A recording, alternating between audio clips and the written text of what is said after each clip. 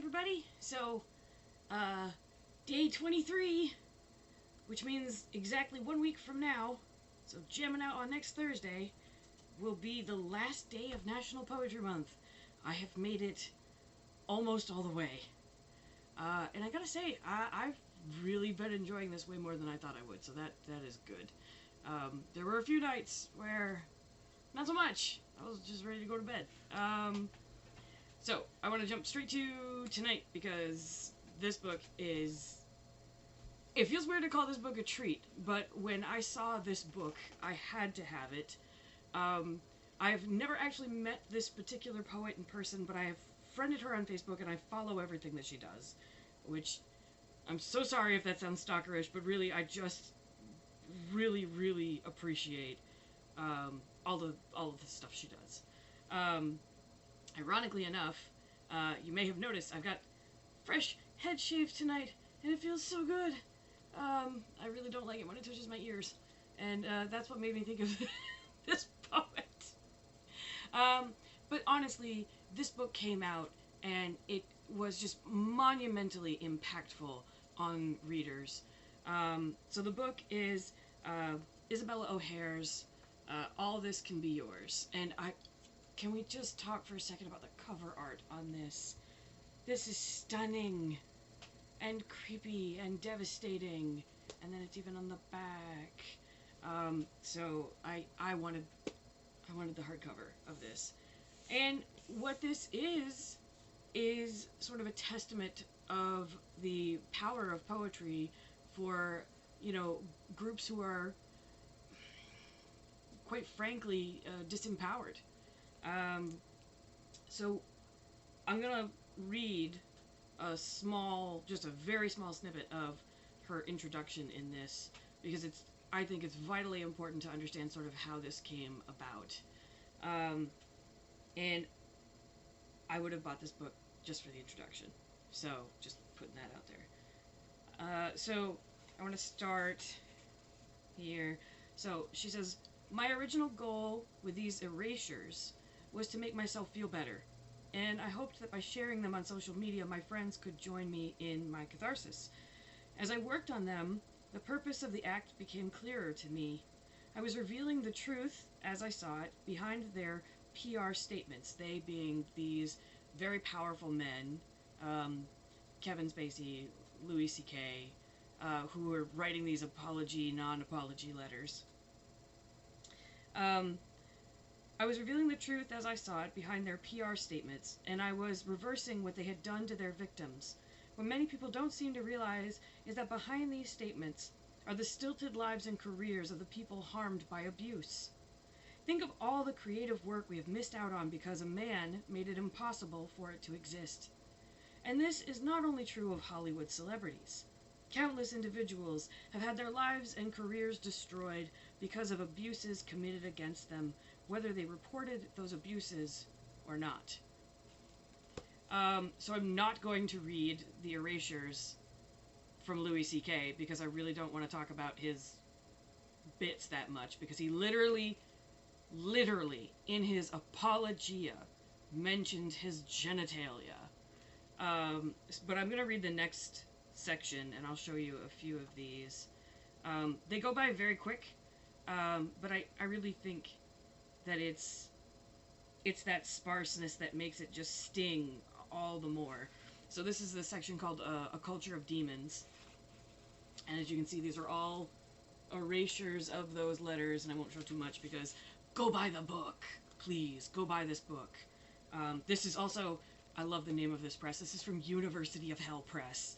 You cannot get more badass than that. I love this.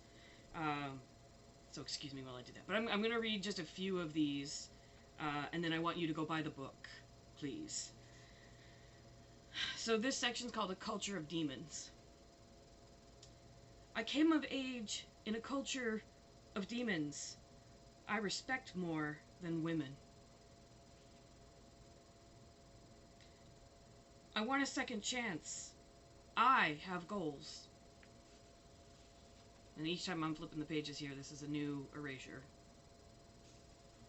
"Every man on earth is bewildered.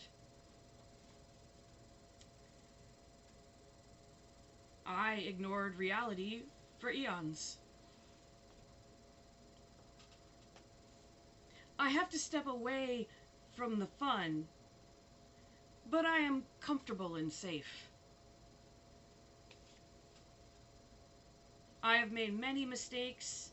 Here, take these pizza dough cinnamon rolls.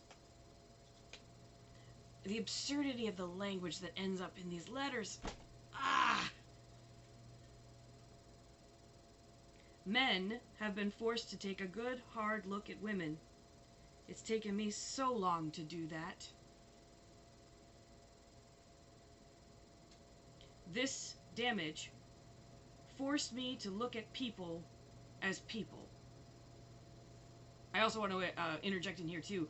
This started off on Instagram with these erasures getting popped up, and I remember when they first started flying up, and I was just obsessively clicking, sharing, liking.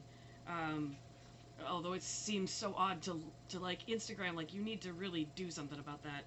Clicking the little heart button just to show that you're, you know, enjoying it or looking at it material.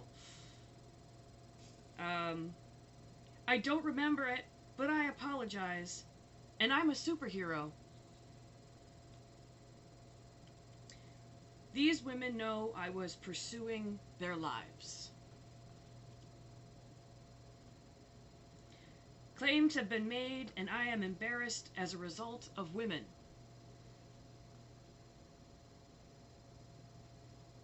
And I'm going to skip ahead a couple because this is a big section, but there's a couple of these that just...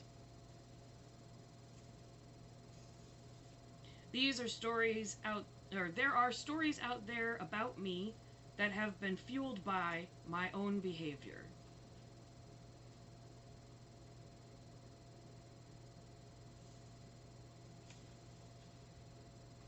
And then this one, I'm going to end on this one because honestly this is one of the most devastating ones that I've read out of this whole book. It's just twice. It says a 14-year-old. A 14-year-old.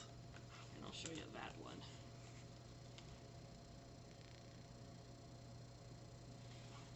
So, again, monumentally devastating this. It was devastating when they started flying over on social media. It was devastating when she collected it into a book. I remember reading the intro to this book and crying. Because, I mean, as a woman, I've been there. Blessedly, not to the extent that many, many women are.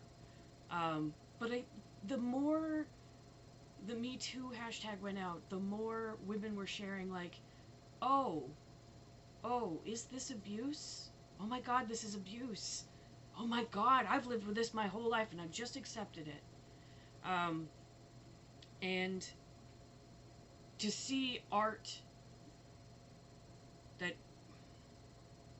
that helps us see better what we're really up against. I can't think of a more important use for poetry. And a more perfect use for erasure poetry at that, right? So, alright. That's my little rant for tonight. Wow, one more week left, guys. I've already pulled out like a lot of the big guns. I'm so sad because I was thinking about, well, what am I going to do tomorrow? What am I going to do next day? What am I going to do for the last 7 days? All my poetry books are in my office. I can't go to work. You know, they're working very diligently. Our campus might become an ICU should anything get worse. Our county hasn't even peaked yet for the, you know, as far as the curve goes. I've got students, well, they're doing better. So that's the one thing this week is that I've been doing a lot of one-on-ones, and I've seeing their faces and seeing that they are okay, very helpful. So, yeah. Anyway, poetry, y'all. 7 more days. We'll see what I can do. Have a good night.